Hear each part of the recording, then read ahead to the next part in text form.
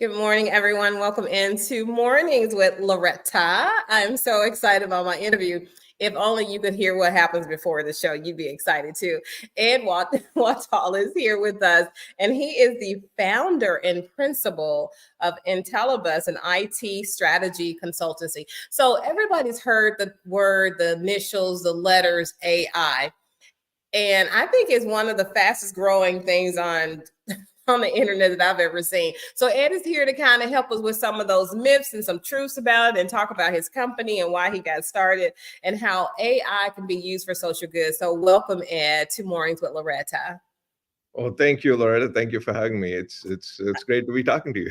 Yes, hopefully we can do this again because I know I'll have a lot more questions after this. So let's just jump in there. How can AI-driven diagnostics help extend healthcare access to underserved areas lacking special medical services?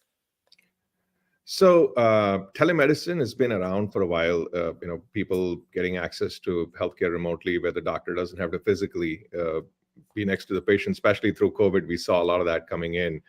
Those tools and technologies have advanced significantly to now sort of enable that, not necessarily about AI, but it's really about providing that access to people.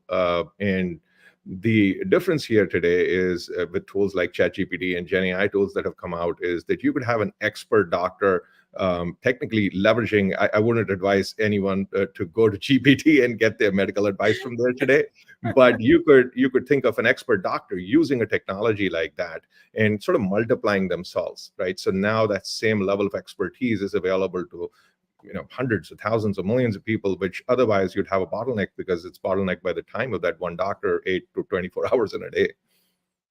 Absolutely. And it's so interesting that you said that because I just did a lifestyle column for an online paper that's seen all over the place.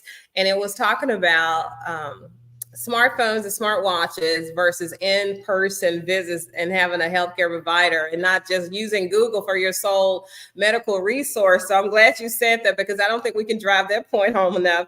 So how do you think the challenges to overcome equitable in the implementation of this?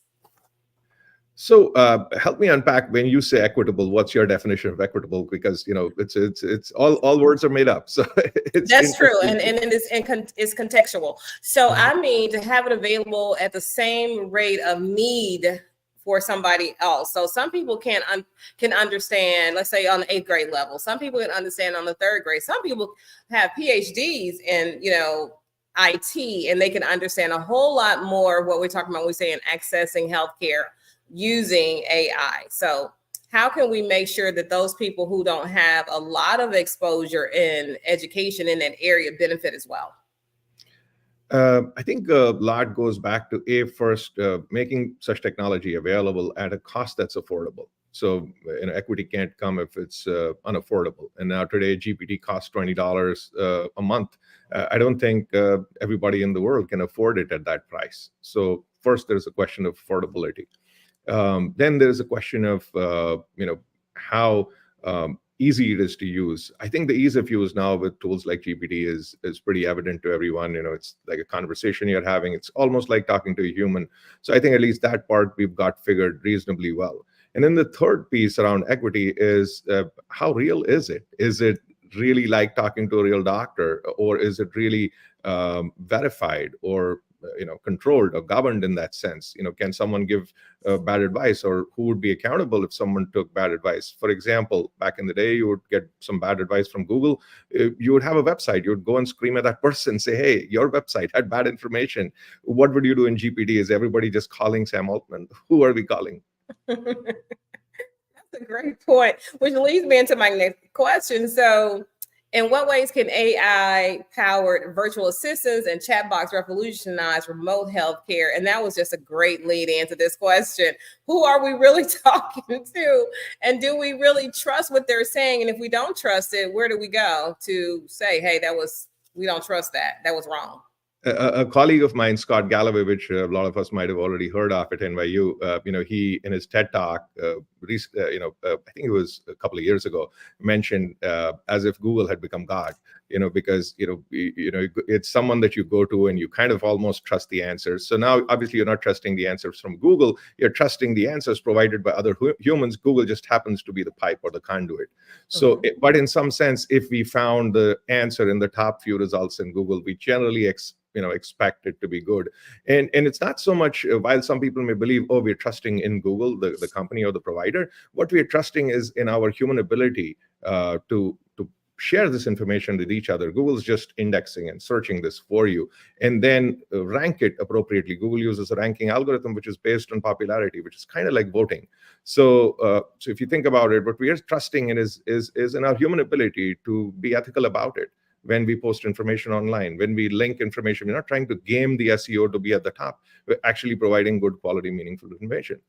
Now, in the world of AI, that changes a little bit, because today, at least, with the current AI that's available, and who's to say in a couple of months you may have a new AI which is very highly referenceable. There's no referenceability. You don't actually know the underlying source. Often people won't even disclose what data was used to train the AI. So in such a world, it becomes quite challenging to determine should you even trust that information, let alone the fact that we know that AI hallucinates. It doesn't give you always a perfect answer. Wow. See, I'm telling you, I'm just fascinated by this whole process that we're actually having this kind of conversation. I don't know if you know anything about the Jetsons, but this cartoon that was so far-fetched out in the future, doing stuff that we're now doing, like they had microwaves before we ever had one in our homes. So I want to come kind of dial back to your company, Intellibus. Tell me about your software company and what need were you fulfilling or hoping to fulfill with that?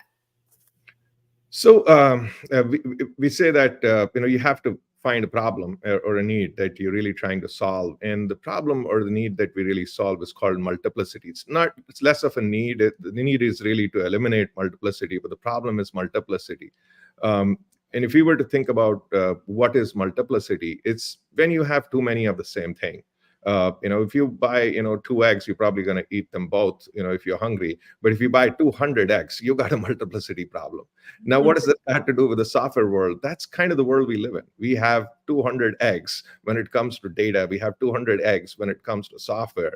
And so we have so much multiplicity. We have so many social media accounts. So that's really the enemy we fight. We try to consolidate, and we do this for large enterprises. We try to help enterprises rationalize. Okay, so because we have all this access and we're talking about healthcare and it's those privacy laws that protect us, right? So what strategies do you recommend for healthcare providers to integrate AI technologies responsibly and secure into their systems to extend healthcare access while safeguarding the patient's privacy and data security? So there's already fairly stringent, regulation and rules around how healthcare data should be managed. Things like HIPAA have been around for a while. So I don't think that's going away anytime soon. So organizations which are dealing with healthcare have to still follow the rules of the road when it comes to dealing with healthcare data, the electronic health record, medical record. However, therein comes the challenge, because if you have to really ask AI to take all this data and correlate it and give you something meaningful out of it, you'll have to see how to do that with the current regulatory framework. Now, obviously, there are ways around it: anonymizing the data, masking the data, creating proxies for algorithms and models and data itself. So all that is being tried. So I think over time we will see a lot of advancement in that space. Okay, so what about, does it relate to, or is there some kind of way that drug discovery and development, which are so complex to me, it's amazing that my brain is even asking this question. So how can AI streamline these processes to accelerate the delivery of those new treatments? Is it that far that they can help in discovery when there comes to new drugs and access to those new drugs? I think AI is definitely, AI has always been used in some shape or form in drug discovery for the last several decades now. Right from trying to find ways to find out what our DNA looks like, mapping the genome, to taking that step further in terms of figuring out how specific molecules should be synthesized, as well as how these specific molecules work with specific binding sites within the body when they're trying to cure a patient. And making it very, very specific and hyper personalized has kind of been where most of the effort has gone in, because while you can discover a molecule or a drug, every individual's body is slightly different. Every individual's reaction to that is slightly different. That's why we see all the disclaimers whenever an advertisement comes out on television about a specific drug. So it's really about that hyper-personalization, that next wave that we're going to see with that possibility being created with the new AI that we're seeing out there. Okay, I told you I would have more questions when I got started, because your answers just lead to other questions. And I know we only had 10 minutes and we surpassed that by a few seconds. So I just want to say thank you so much, Ed. And hopefully you'll come back, because like I said, I have so many questions. I'm truly fascinated. And the fact that you said AI has been around way longer than we as a consumer even knew about it. So it's not like it's new and that people hadn't ironed out all the bugs and did a lot of fixes prior to it becoming a consumer-based product for us. So thank you for all that you're doing. And I know you'll continue to do even more and blow our minds and keep us safe online and make sure we have access and it's equitable for all users. Any closing remarks you want to add? No, I think find you. I think it's very timely we're having this conversation, because one of the things we're doing is talking more and more about digital governance. And as much as AI is important and we need to accelerate it, so we can, to your point, find solutions to our problems faster, no matter what the field is, medicine or whatever other field we think of, agriculture, better food and faster, higher quality food for all. So it has a lot of promise, but at the same time, if done irresponsibly, it has significant negative consequences. And we've seen several pieces of litigation happening all around the world. And as far as people's likeness being copied, deep fakes, the flip side of it, people now using AI to generate tons of social media content, which is kind of pointless, because I already couldn't consume all of that anyway. Now you've given me more. So there's the flip side to it. So I think the sooner we can bring in world digital governance or digital governance globally, at an international level, which is I think really an ideal next step. And so people who are interested, I would definitely encourage them to go to places like wdg.org and sign up and participate in such efforts. Thank you, because I have to use that new word you taught me today, multiplicities, flexities. We do have way too much, and I'm with you. We already can't consume all the content, and now we have all this help that makes it faster and a lot of the times better and more efficient. But we still only have 24 hours, and we have to work and earn a living. So, Ed, thank you so much. I really have enjoyed this conversation. Well, thank you, Loretta. Thank you for having me.